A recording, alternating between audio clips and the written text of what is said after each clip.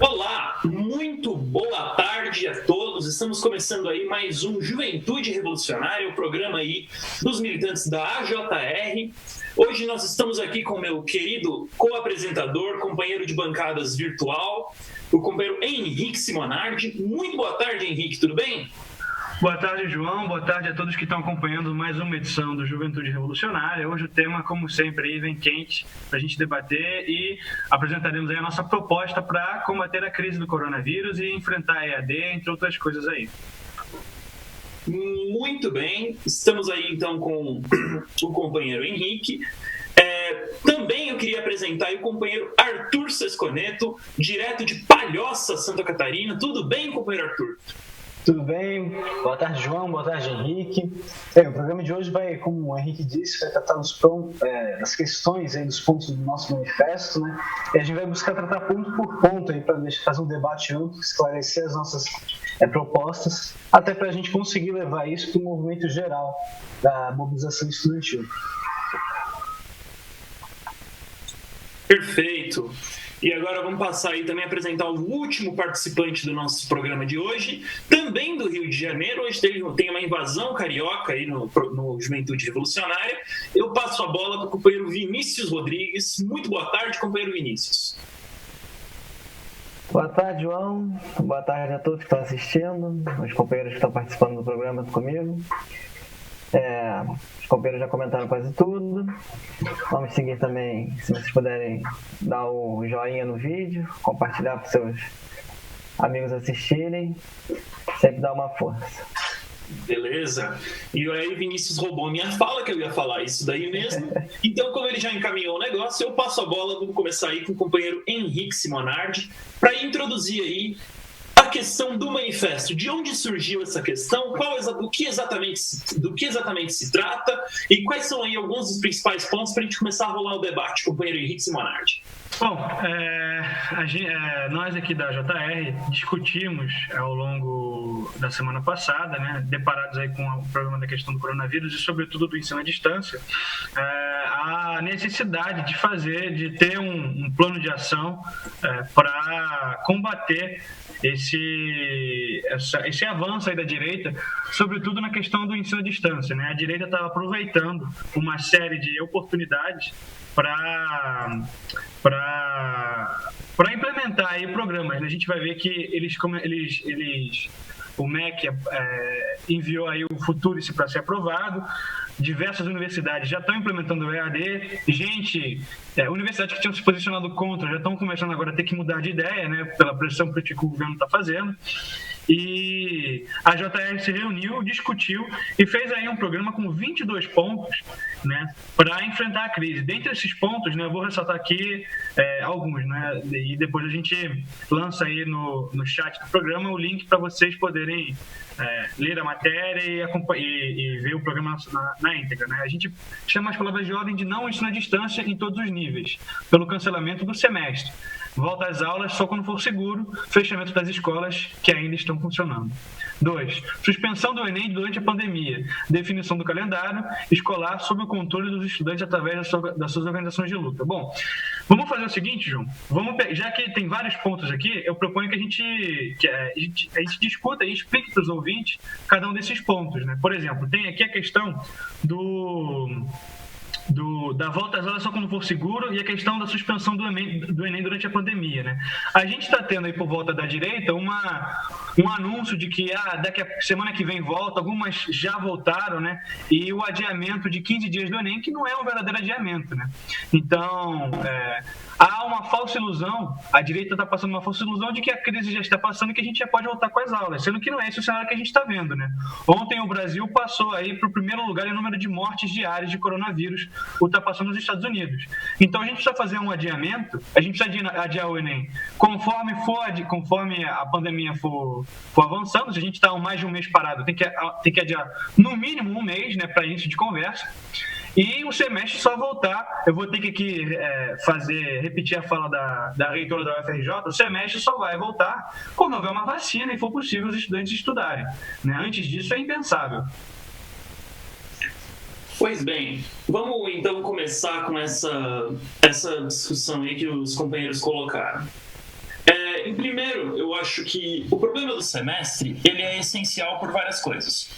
Porque não é seguro para nenhuma pessoa ter ensino presencial nessas condições aqui.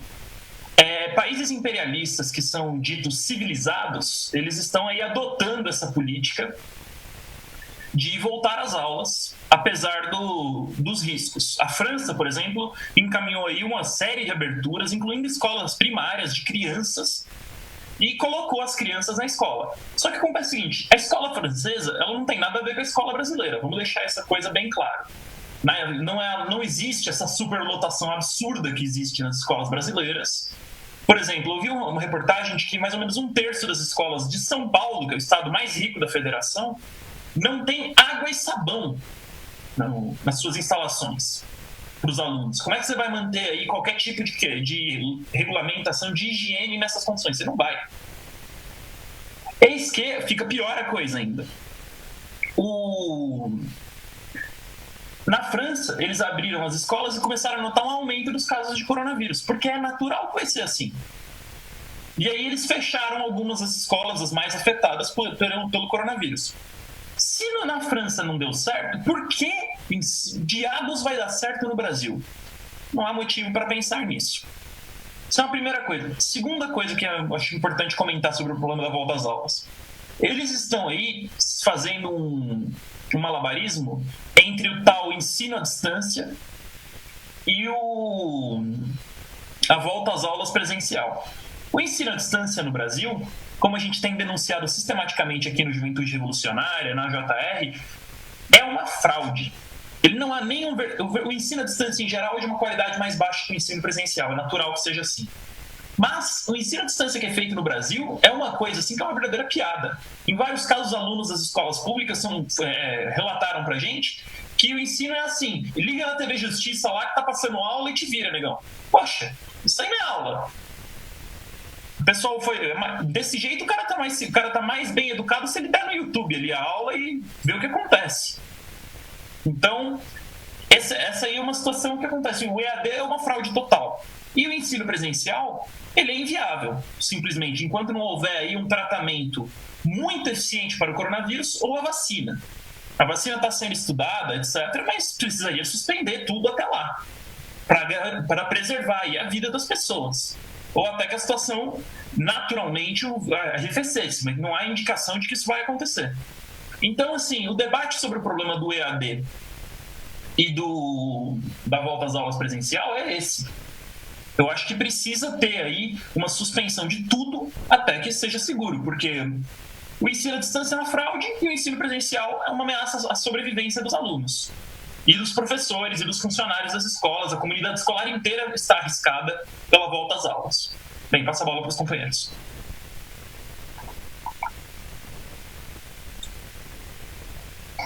Eu acho que é uma questão que foi colocada aí, que é bom também ser levado em conta, né? É que com essa pressão para reabertura, né, que a burguesia está fazendo, a gente está vendo uma série de setores da própria esquerda, a esquerda pequeno-burguesa, isso principalmente nos governadores da chamado campo progressista, uma série de medidas que vão em total reboque à política geral aí defendida pela burguesia. Até vale lembrar assim, que até pouco tempo a política seguida pela todas as organizações de esquerda, praticamente, é a política do fique em casa. Agora a gente está vendo, por exemplo, governadores aí ditos progressistas, como Camilo Santana e tudo mais, estão colocando na volta da discussão em regiões do Nordeste e tudo mais, a volta às aulas, né? Então, basicamente, por exemplo, Fortaleza saiu de um estado aí de isolamento rígido, como eles chamam, né? Um lockdown da vida, e agora já está sendo colocado em discussão, por exemplo, a volta às aulas no próximo mês. E a volta às aulas numa condição onde o Nordeste, por exemplo, é a região que está com o número de casos, no último período, nas últimas semanas, o número de casos, digamos assim, em porcentagens muito mais elevado que as demais regiões. Então a gente está vendo que uma série de organizações da própria esquerda, do dito campo progressista, estão seguindo uma política a reboque dessa política levada pela burguesia, e a gente aí tem em questão uma necessidade muito urgente de a gente colocar o problema do movimento estudantil e tudo mais, colocar o problema aí, finalmente, de como impedir que ocorra a volta às aulas e etc. Que aí entra diretamente na questão, né, de levar-se à frente, ou que não está sendo feito em grande medida, de uma verdadeira política de organização dos estudantes, né, e de mobilização. Que até esse momento estava sendo colocado que, de certa forma, graças ao isolamento e etc., não teria aí condições para organizar qualquer tipo de movimento. Mas agora, um certo setor da própria esquerda está dando um aval para a volta às aulas, por causa da pressão dos grandes capitalistas. Então, assim, dada essa situação, está sendo colocado com ainda mais urgência a necessidade aí de levar a discussão desses pontos e tudo mais de uma forma mais ampla dentro do próprio movimento estudantil em si. Então, até a função desse manifesto, eu acho interessante ressaltar, que ele vem num momento aí crucial, porque todos esses pontos aí tratados como EAD, a volta às aulas, estão ganhando um tom ainda mais... a burguesia está colocando um tom ainda mais firme em relação a eles. E a gente vai até discutir depois a questão das mensalidades e etc. Tudo isso, essa é um tipo de política que está sendo elevada o nível nesse último mês, consideravelmente.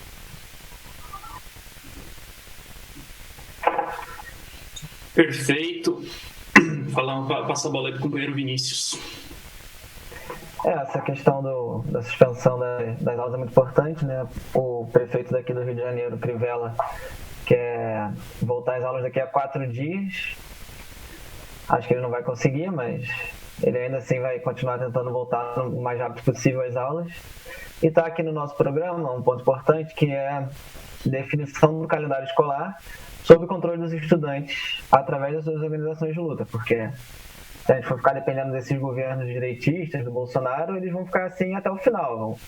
A gente vai ficar se mobilizando e ele vai adiar um pouquinho. A gente tem que garantir que o movimento estudantil, pelas suas organizações, defina quando é que vai voltar esse calendário. A sugestão do companheiro Henrique, quando tiver uma vacina, por exemplo, é uma boa sugestão. Isso tem que ser debatido pelos estudantes para a gente decidir quando que essas aulas vão voltar e sem AD, né? Muito importante também. Eu acho que é uma questão prática, nesse sentido, é bom colocar o seguinte: a gente está com uma situação que é imprevisível o que vai acontecer. Ficar discutindo como vai ser as voltas às aulas, igual muitas instituições estão fazendo, é uma mera futurologia. Tu finalmente não vai saber se no mês de agosto, novembro, o que quer que valha, a situação vai ter mudado consideravelmente ao ponto que o coronavírus, de repente, deixe de existir. A gente tem que fazer uma discussão dentro do próprio movimento estudantil baseada em fatos materiais. A situação que está sendo colocada agora não é uma situação para volta às aulas, de jeito algum. Então, por exemplo, a questão da suspensão do calendário letivo é um negócio que é colocado aí como essencial para a gente, quando aí sim é dadas as condições para sequer retomar um debate a respeito do assunto, que se faça isso dos devidos modos. E quando chegar esse momento que a gente discuta então como será a bendita volta às aulas. Mas esse esquema aí que está sendo colocado já de antemão, no mês de maio, querer dizer que, por exemplo, em agosto, coisa do tipo, a gente vai voltar às aulas de X forma, isso na verdade é uma forma de pressionar meramente para que as instituições aí se reorganizem baseado num calendário inexistente. Eu queria adicionar uma questão que os companheiros estão falando. O companheiro Arthur falou, e é muito importante, que precisa ser visto com dados objetivos. Nós temos dados objetivos. O dado objetivo é o seguinte, vou pegar aqui do site worldmeters.info, né? Número de mortos relatado aí, por exemplo, hoje é dia 28 de maio, vamos ver o mês passado, dia 28 de abril. No dia 28 de abril, nós tínhamos 520 mortos. No dia de ontem, que foi a última estatística fechada, 1.148. Mais que dobrou. Isso indica que a pandemia no Brasil ela não está arrefecendo, ela está acelerando. Porque está quebrando a barreira dos 1.000 mortos. E o Brasil é um país muito grande, muito diverso, infelizmente, dá até espaço para um aumento ainda maior do que esses 1.000. Que a gente não sabe qual é. E está se discutindo a volta às aulas, por exemplo, no Ceará, nessas condições absurdas. O Dória também, São Paulo decretou a abertura de todos os espaços, menos a Grande São Paulo e a Baixada Santista. Mas justamente no momento em que o interior está se preparando para... tem que se preparar porque o vírus chegou no interior de São Paulo. A batalha contra o coronavírus começa lá agora. São Paulo está enfrentando isso daí faz um tempo, mas não está, nem de longe a cidade não está ainda resolvido o problema. Naturalmente é uma política louca, parece que não é baseada. Falaram que eles eram os defensores da ciência. A ciência diz, não volte às aulas, mas a pessoa ignorou olimpicamente a ciência e adotou aí a política do vamos fazer voltar a atividade econômica o mais rápido possível. Porque em torno das aulas, presenciais principalmente, gira uma economia enorme. De entrega de alimentos para as escolas, venda de material escolar, transporte e outros tipos de coisa, porque os profissionais da educação têm que trabalhar também, eles consomem gasolina ao vir de carro, eles consomem comida ao almoçar, ali em volta e assim por diante. A economia gira em torno das escolas. É muita gente. Então existe uma política de sacrificar aí vidas de estudantes e de professores e de outros profissionais para alimentar aí uma tentativa de recuperação econômica. Aí eu passo a bola para o Henrique para fazer um comentário. Não, eu concordo exatamente com o que os companheiros, integralmente, perdão, com o que os companheiros falaram, né? Eu acho que não tem, sobretudo com o que o João falou agora, né, em relação aos defensores da ciência. A ciência ela diz claramente que não é para voltar às aulas, mas aí vem o quê? Vem o pseudo-argumento científico. Não sabemos mais quanto tempo vai durar a crise, pode durar 5 anos, a gente vai ter que fazer lockdown e saída intermitente, não sei o quê. Tudo aquilo que era defendido com evidente no início de não saem de casa, de maneira demagoga, porque os trabalhadores nunca tiveram essa opção, agora já é relativizado em prol aí da gente defender essa volta às aulas de maneira totalmente anárquica e caótica, né? Eu acho que a gente deveria ler o ponto 4, 5 e 6 aqui, eu vou ler para os companheiros, para os ouvintes, e a gente discutir, que são pontos assim que dizem muito em relação às condições dos estudantes, né? Os pontos dizem o seguinte, né? Ponto 4, por condições de vida e amparo aos estudantes das moradias universitárias, não o sucateamento das moradias e bandejões, proibição das expulsões de alunos das moradias, proibição de jubilamento, dos jubilamentos, né? Perdão. 5. Pelo aumento dos auxílios estudantis, não ao corte dos auxílios. A diretoria se aproveita da crise para cortar auxílios dos que mais precisam. É preciso não só manter os recursos, como aumentar seu valor. Nada de cortes, ponto 6, nada de corte às bolsas de iniciação científica. O governo vem cortando as verbas destinadas à pesquisa em geral, mesmo aquelas relacionadas a soluções para a pandemia. Dessa maneira, as pesquisas por vacinas, testes e respiradores têm se desenvolvido a partir de recursos limitados ou doações privadas. É preciso ampliar os fundos de pesquisa e impulsionar soluções nacionais referentes à pandemia e à crise social. E aí o último ponto, pela manutenção da merenda escolar e do leite, mesmo com as escolas fechadas, não suspensão dos reitoramentos universitários. Bom, eu peguei um apanhado desses pontos para dizer o seguinte: o governo, o Estado, tem que garantir a situação dos estudantes. Tem que garantir a moradia, tem que garantir a alimentação, tem que garantir a bolsa de auxílio, né? Tem que garantir a merenda nas escolas. O governo tem que garantir tudo isso e tem que garantir que a pesquisa continue avançando. O que a gente está vendo agora é que o governo, por um lado, diz que é para as aulas voltarem, mas está cortando aí com uma tesoura, com uma verdadeira foice, né? Tá tirando aí auxílio de estudante que precisa, expulsando gente de moradia, fechando o bandejão, fechando a merenda escolar, cortando o passe estudantil, deixando os estudantes totalmente desamparados aí para enfrentar essa crise, né?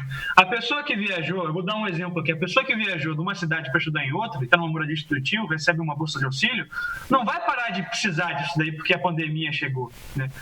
Ela vai precisar pagar a comida dela, vai precisar de um lugar para morar e tudo isso. Então, o governo não pode deixar os estudantes desamparados. É a mesma coisa que deixar eles para morrer. Queria que o companheiro João comentasse sobre esse assunto. A moradia estudantil sempre foi uma guerra para manter aí a moradia funcionando. No CRUSP, aqui na Universidade de São Paulo, sempre foi uma batalha para ter coisas básicas. Até hoje tem internet lá, um negócio de louco. E é uma situação assim deplorável. O que aconteceu, e eu acho que você está se referindo a Londrina principalmente, que o pessoal foi despejado durante a pandemia, é absurdo. Quer dizer, o cara tá sem aula, mas ele precisa ter um lugar para ficar, ele precisa de casa. Inclusive, eles despejaram o pessoal, sendo que as fronteiras em Londrina, naquele momento, estavam fechadas. Não dava para viajar pelo interior do Paraná para o cara voltar para seja lá onde ele mora. É uma situação muito complicada.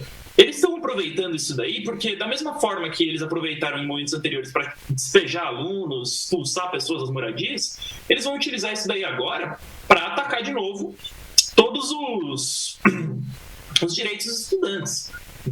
Muita gente que for despejada durante a pandemia pode não ter a moradia de volta quando a pandemia terminar. Eu aponto aí, inclusive, a iniciativa do Witzel, que aproveitou a pandemia para aprovar uma lei aí que permite a privatização de universidades.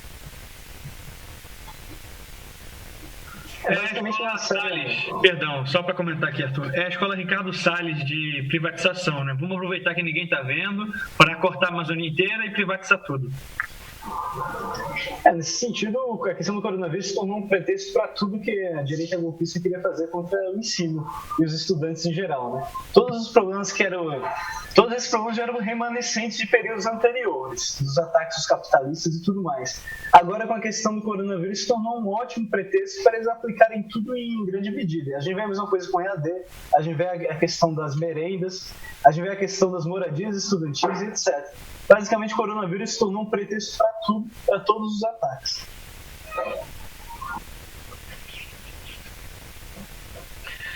Exatamente. Bom, adiantando aqui com o programa, tem mais um ponto aqui que é interessante, que é o seguinte: tem a questão dos técnicos também, né? Não as demissões de funcionários e trabalhadores das escolas e universidades durante a pandemia, né? Agora, com o EAD, né, se eles conseguirem implementar o EAD, não tem por que eles pagarem aí um corpo inteiro de funcionários que vai ter que estar trabalhando de casa ou que teve suas funções suspensas aí, né? Segundo a lógica capitalista. Então, eles vão demitir aí esse pessoal, deixar uma grande parcela de trabalhadores sem renda em meio à pandemia, o que é uma ação totalmente criminosa, né? A gente tem que dizer.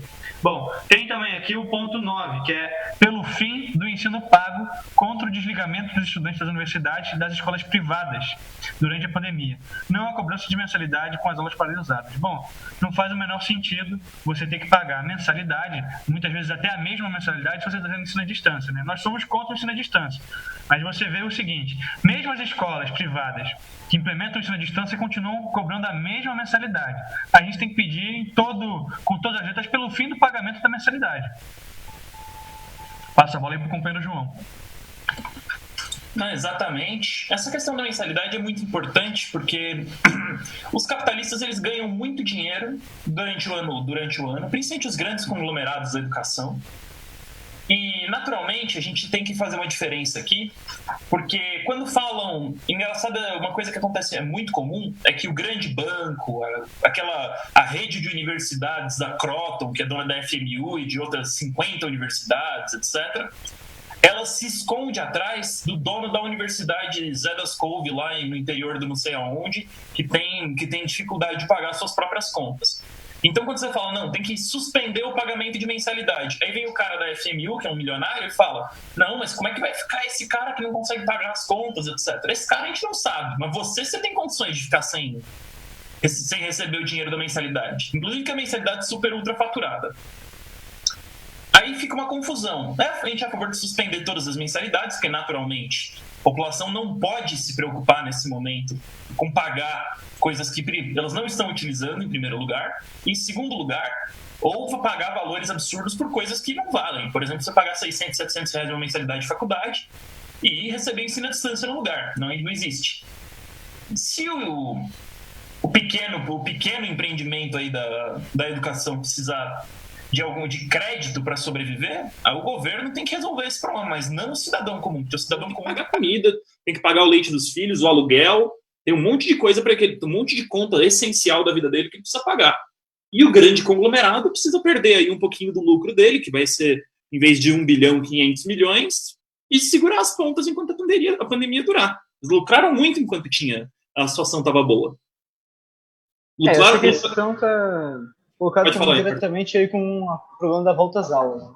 A gente está vendo em praticamente todos os estados a pressão dos capitalistas em relação, principalmente com as escolas privadas, em relação à própria mensalidade, como uma forma de pressionar as famílias a colocar seus filhos de volta nas escolas. Então, por exemplo, na LERJ estava sendo discutida aí aquela mensalidade gradual. Se você paga, vamos supor, mais que R$350, você vai ter um desconto de, sei lá, 15% na sua mensalidade. Se você paga mais de 700 e tantos reais, 20% de desconto, vamos supor. Só que, assim, tudo que está sendo colocado ali, em grande medida, pelas escolas privadas, era uma forma bem clara aí de pressionar o aluno da seguinte forma. A preocupação, nesse momento aí da pandemia, não é a questão, por exemplo, se o seu filho vai ter o melhor estudo possível. A questão é sobreviver e você manter, por exemplo, a crise econômica, suas finanças em dias. Muitas famílias estão passando uma série de problemas. E assim, e mesmo os setores mais baixos da classe média enfrentam problemas com essa crise econômica. Então, a própria questão das mensalidades é vista como um ponto secundário, porque finalmente não está tendo aulas. O pessoal está pagando por um serviço que sequer existe nesse momento. Então, assim, quando é colocado aí, até colocado por muitos capitalistas e o poder público age em torno disso, de pressionar para manter as mensalidades, é uma forma de forçar também, com a reabertura, um ponto que é o seguinte: você finalmente está pagando por aquilo, você vai ser obrigado a continuar pagando. Então, vamos reabrir isso aqui, vamos colocar o serviço, entre aspas, de volta a funcionar. Então, muitos locais estão anunciando, por exemplo, que as creches pretendem voltar para a rua e deixar os pais voltarem a trabalharem, assim conseguir possibilitar que o dinheiro que você está gastando mensalmente tenha algum fruto e coisa que o valha. Ou seja, os grandes capitalistas aí, com a necessidade que eles estão impondo de manterem seus lucros o mais alto possível em meio à pandemia, estão buscando sacrificar a população, vale o que for, para colocar o pessoal de volta nas escolas. Muito bem. Bom, só fazer aqui um pequeno comentário. Nós não estamos aqui negligenciando ou ignorando o Pedro Vinícius, né? Ele teve um problema técnico e caiu aqui da chamada, né? Para já responder aí as dúvidas dos nossos ouvintes. Passando para o próximo ponto, um ponto que é importante a gente levantar aqui é o seguinte, né? Pela estatização de todo o ensino em todos os níveis, educação pública e de qualidade para todos. Esse ponto aqui, na verdade, ele vem complementar o ponto anterior, né? Pelo fim do pagamento de mensalidade e pela estatização do ensino. A população, né, o Estado, tem que tomar conta das empresas nesse momento e garantir que nesse momento de crise, não só uma crise sanitária, como um problema de crise econômica, que a população tenha acesso às suas necessidades básicas. a crise de saúde, a gente tem que garantir o atendimento e o tratamento contra o coronavírus para todo mundo, mas tem que garantir também que durante essa crise econômica, todo mundo tem a condição de estudar, de se manter numa escola, de ter um ensino de qualidade, em todos os níveis. Então, isso aqui vem para complementar. Bom, continuando, pelas 35 horas de trabalho semanal, escala móvel de trabalho contra o desemprego na juventude. Isso aqui é uma complementação também do ponto seguinte, porque a crise que atinge os trabalhadores hoje vai atingir os estudantes amanhã, né? Os estudantes não são estudantes para sempre, eles estudam para arrumar um trabalho. E essa crise econômica vai refletir, vai pegar, sobretudo, aquela camada grande da juventude que vai estar se formando agora, vai se formar daqui a pouco, e vai ver um mercado de trabalho aí completamente murcho, completamente atrofiado, e não vai conseguir arrumar emprego nenhum, né? Bom, e a gente complementa aqui com o ponto 12, nada de carteira verde e amarela. Algum comentário, João? Eu tenho 2. Eu acho que é importante a gente começar essa discussão sobre o problema do desemprego, porque o desemprego entre a juventude ele é um dos principais fatores da destruição aí da destruição não, da pressão que a burguesia coloca sobre o salário no Brasil. Uma coisa que o capitalismo criou, que é esse exército de reserva gigantesco de pessoas que não têm emprego e que estão aí desesperados para pegar o primeiro emprego que aparecer e o pior possível, porque estão precisando pagar as contas, é o que garante o salário baixo no Brasil. Então, o desemprego entre a juventude é uma arma fundamental da burguesia para manter o emprego de baixa qualidade em geral, inclusive para manter os salários assim num patamar baixíssimo. Porque numa categoria pouco organizada, o trabalhador tem medo de entrar em greve porque ele ganha R$ 1.100, porque ele sabe que tem um outro cara 10 anos mais novo que ele que vai trabalhar por aquele valor absurdo. Porque o outro cara precisa pagar as contas também. Isso mantém toda a classe trabalhadora pressionada. Isso também tem um peso enorme sobre a vida do jovem operário, do jovem estudante, de toda a juventude. Que é o seguinte, é a dependência permanente sobre os mais velhos. E isso acaba, em vários casos, amputando aí a autonomia do movimento da juventude. Seja ele secundarista ou até universitário. Porque o pessoal não tem emprego, em uma boa parte. O desemprego entre a juventude é muito grande, muito maior do que entre os mais velhos. Chega a ser, em alguns lugares, de 50%, às vezes até mais. Então, essa é uma arma da burguesia para controlar a população. Se, por exemplo, o desemprego fosse lá embaixo, o trabalhador ia falar, não, eu não vou trabalhar por R$ 1.000, vocês me desculpem aqui, não há condições, então eu vou entrar em greve e vocês que se virem. Se vocês quiserem me demitir, eu acho outro emprego e a gente vê o que faz. E aí começa a nivelar um pouco a disputa.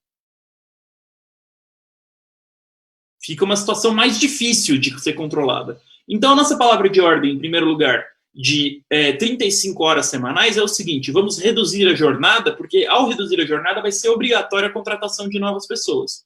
Isso diminui o desemprego, mantendo aí a qualidade do emprego que existe e, numa certa medida, até melhorando, porque no trabalho braçal, principalmente nas fábricas, trabalhar 9 horas a menos, porque a jornada hoje é de 44 horas. A classe média se acostumou com a jornada de 40, mas para o trabalhador industrial, o trabalhador braçal, não existe a jornada de 40, é a jornada de 44, que é o que está previsto na CLT. A diminuição de 9 horas de trabalho na semana vai, em primeiro lugar, tirar um peso enorme sobre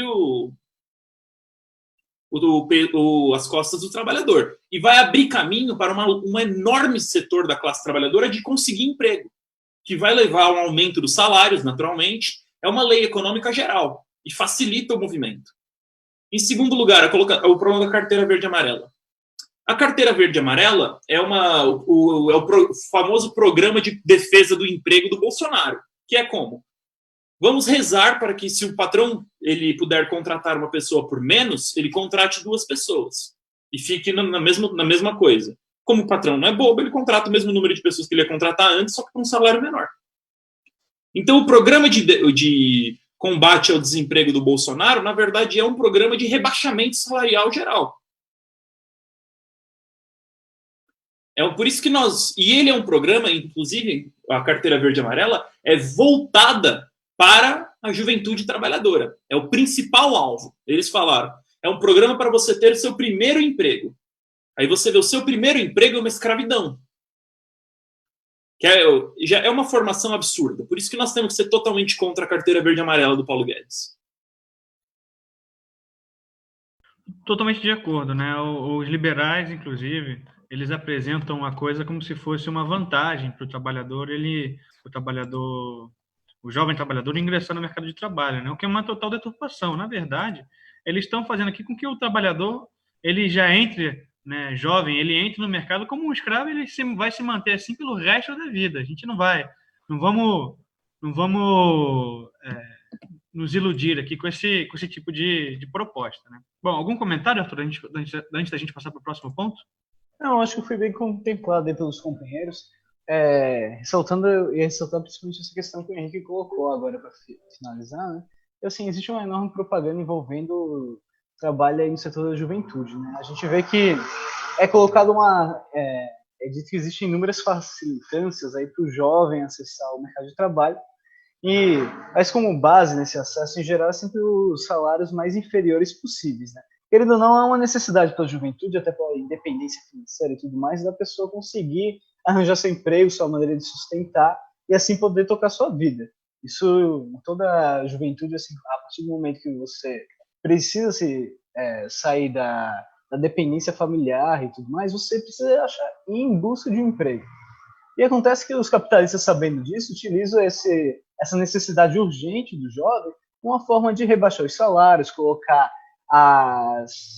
como posso dizer, as vias ali para o cara conseguir o seu emprego das piores formas possíveis, né? Então, por exemplo, até em geral, essa questão do movimento estudantil não é tanto discutida, né, como deveria, esse problema econômico. Porque, como bem o companheiro João colocou, toda essa questão econômica dentro da juventude afeta a própria organização e mobilização do movimento estudantil. A gente tem que ver ali que as bases econômicas do movimento, quando estão muito debilitadas, muito pressionadas com a questão do emprego, a questão financeira, as questões econômicas em geral, isso faz com que exista até como posso dizer, um certo recuo ali na tendência de colocar isso de uma maneira mais clara, mas existe um certo temor na própria organização e luta contra os ataques em geral. Muito bem, vamos então passar para o próximo ponto.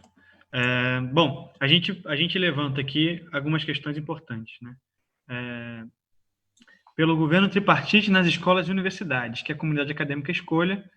Bom, esse aqui é um ponto que precisaria explicar por si só, né? Não vou nem botar ele em conjunto com outros pontos, porque isso aqui tem um termo que é importante explicar, que é a questão do governo tripartite. Eu gostaria que o João explicasse um pouco mais em detalhe o que seria esse governo tripartite e por que ele é tão importante, por que é uma reivindicação tão importante dos estudantes, né, nesse momento. Bem, o problema do governo tripartite, ele tem que ser visto à luz de uma consideração que é típica do marxismo, da esquerda revolucionária, comunista, etc. Em primeiro lugar, a direita fez um esforço para confundir a população de que os comunistas eles são a favor de que tudo seja estatizado e que a burocracia estatal governe o país. E eles identificam a propriedade coletiva dos meios de produção e da riqueza social como uma administração por burocratas estatais. Não é a mesma coisa. Uma coisa que a gente tem que deixar claro. Por exemplo, o Banco do Brasil é a propriedade coletiva da população brasileira, é público. Mas ele é administrado por uma burocracia, não pela população. Nós defendemos que o Banco do Brasil seja administrado pelos bancários, os profissionais desse empreendimento aí, em nome da população trabalhadora brasileira, porque eles são parte da população brasileira. Eles recebem salários de trabalhador, eles vivem em condições de trabalhador. Então, eles vão defender os interesses da população brasileira. Mesma coisa para a Petrobras. Nós defendemos um petróleo 100% estatal, mas nunca nas mãos da burocracia do Estado, que nada mais é do que um agente dos grandes bancos e dos grandes empresários. Nós defendemos que os petroleiros, em nome do povo, administrem a Petrobras. A universidade é a mesma coisa. Vou dar um exemplo. A USP deve ter na sua comunidade acadêmica, aí, se a gente somar os estudantes, os funcionários e os professores, quase 200 mil pessoas.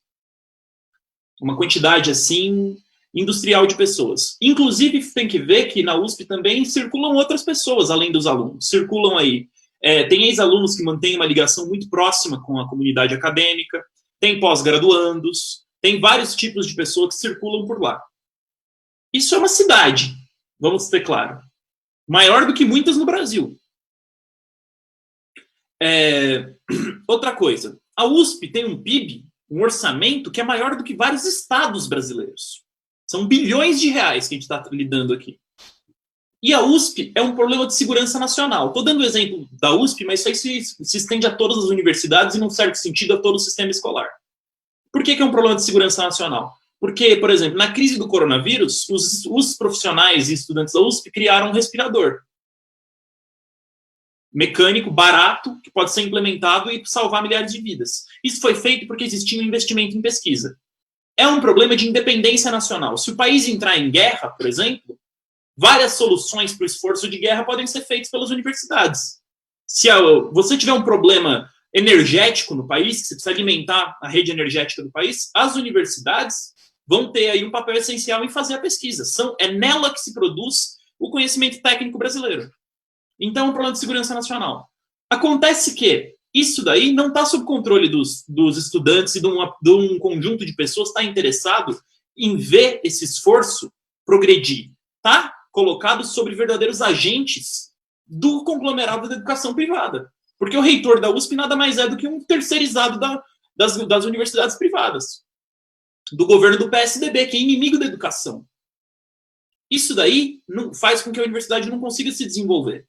Então, nós defendemos, em primeiro lugar, uma autonomia da universidade, que tem que ser pública e gratuita, e que ela seja administrada por quem tem interesse na coisa, ou seja, os estudantes, os professores e os funcionários. Isso é o governo tripartite, que eles administrem. Tripartite porque são 3 setores. Com uma coisa, nós defendemos uma tripartite com maioria estudantil, que significa uma democracia direta. Um voto, uma pessoa, um voto. E os estudantes são maioria, eles vão ter a maioria dos votos. Naturalmente, vale aí a melhor proposta e que tudo seja administrado por eles, inclusive os cargos dirigentes. Nesse sentido, o reitor de uma universidade é uma espécie de monarquia, em que você vai lá, uma pessoa manda em tudo, é absurdo. Teria que ter um colegiado eleito, que pode ser, inclusive, retirado, se for o caso. Como funcionaria uma verdadeira democracia? E isso daí é o governo tripartite, uma defesa nossa dessa questão fundamental. Passo a bola aí para os companheiros. Eu acho que até essa questão aí da reitoria é bem clara com o poder absurdo que, por exemplo, um reitor tem nessas instituições. A gente vê isso claramente na disputa que teve no último período, principalmente de um ano para cá, em relação aos chamados interventores, que o MEC colocava em uma série de instituições. Isso demonstrava claramente aí que para o MEC, por exemplo, se o cara conseguisse tomar o cargo da reitoria, colocasse um direitista no lugar de defender os interesses do governo, já estaria assumindo uma postura aí em relação contra os estudantes, uma postura extremamente forte. Porque, basicamente, o cara que se torna um reitor, ele tem um poder aí para mandar e desmandar em muita coisa. Isso a gente vê claramente na própria burocracia. Quem participou de alguma mínima reunião envolvendo reitor, etc., sabe que o negócio da burocracia é extremo. O cara que é reitor, ele, no meio da reunião, ele pode fazer o voto dele valer o que for necessário para conseguir passar por cima dos demais. Então, assim, a questão aí que é colocada, existe um problema que, hoje, em relação a gente ver isso em todo o aparato da chamada democracia burguesa, de certa forma. A gente vai percebendo que, na prática, toda a eleição aí de reitor, etc., o governo Bolsonaro consegue facilmente eliminar o cara, colocar um direitista pior ainda no local. E o poder do movimento estudantil se torna um poder que fica basicamente em estado de expectativa para ver o que acontece lá em cima. Porque finalmente os estudantes não têm um real acesso a o que é decidido, é mandado e desmandado nas instituições. Né? Eu acho que, como foi colocado o exemplo, foi dado dos petroleiros, dos trabalhadores em geral, é o mesmo problema aí que é colocado dentro das universidades. Um problema aí de quem deveria mandar, de quem realmente necessita daquele serviço, de quem realmente usufrui daquilo. No final das contas, a grande maioria dos estudantes que dependem daquilo, no final das contas, não tem poder algum. Né? E isso aí, querendo ou não, liga-se a muito um tema que a gente está debatendo, né? Essa questão do governo tripartite, etc., essa forma de organização mais geral e, de fato, como posso dizer, democrática de fato, é muito ligada, por exemplo, à campanha geral, até mesmo dos conselhos populares, etc. Que é uma forma aí de você, pouco a pouco, ou melhor, você criar uma organização que, de fato, consiga colocar os verdadeiros interessados em resolver os problemas daquele local, daquele local de trabalho, daquela comunidade, ter a possibilidade de colocar suas reivindicações em jogo. E não ficar uma questão aí dependendo de uma burocracia controlada por figurões dos grandes capitalistas e etc. Bom, muito bem. A gente ainda teria alguns pontos para apresentar. Eu vou apresentar eles de maneira rápida. Infelizmente, a gente não vai dar Henrique, tempo. Pode falar. Não é o caso da gente pegar e falar no próximo programa? Eu acho que sim. Parte 2? Eu acho que é o caso da gente, no próximo programa, discutir aqui acho que 8 pontos que faltaram a gente desenvolver. Lembrando que todos os companheiros que estão assistindo podem acessar esse programa na causaoperaria.org.br. E a gente aprofunda mais e incrementa a discussão no próximo programa. A gente, infelizmente, vai ter que encerrar por aqui, porque o nosso tempo já está esgotado, mas não deixem de participar, não deixem de propor, entrar em contato com a gente através das nossas redes sociais, também de participar das reuniões do sábado, que são reuniões abertas, em que essa discussão ela é feita de maneira regular e bem aprofundada. Eu vou ficando por aqui, meu nome é Henrique, e eu vou agora abrir o espaço para os companheiros aqui darem suas últimas considerações. Bem, muito obrigado a todos que assistiram aí. A gente agradece muito a JR por vocês terem acompanhado. Quinta-feira, 14 horas, nós estamos de volta de novo, com mais um programa. Como o companheiro Vinícius disse no começo do programa, deixe sua curtida, seu comentário aí, compartilhe com seus amigos. E aí, eu passo a bola para o companheiro Arthur para fazer o encerramento final. Bom, a gente aqui vai chegando ao final de mais um programa, né? E é bom ressaltar que esse programa aí, como o próximo, vai ter um caráter especial, né? Que é a questão do manifesto. Eu acho que é bem importante, ainda mais importante a divulgação desse programa, pois é uma forma de expandir o debate que a gente está travando, até porque com base nisso vai existir uma organização e a necessidade de mobilização, né? O que torna ainda mais importante a divulgação do manifesto e o debate em torno dessas propostas em geral. Então, eu acredito que seja basicamente isso que a gente tem a dizer por hoje. Convido os companheiros a verem novamente o programa na semana que vem, tirar as dúvidas no chat, etc. Expandir ainda mais o debate em torno dessas propostas e assim que a gente possa, com base nisso, efetuar de fato esse programa. Muito obrigado, a gente vai ficando por aqui e até semana que vem.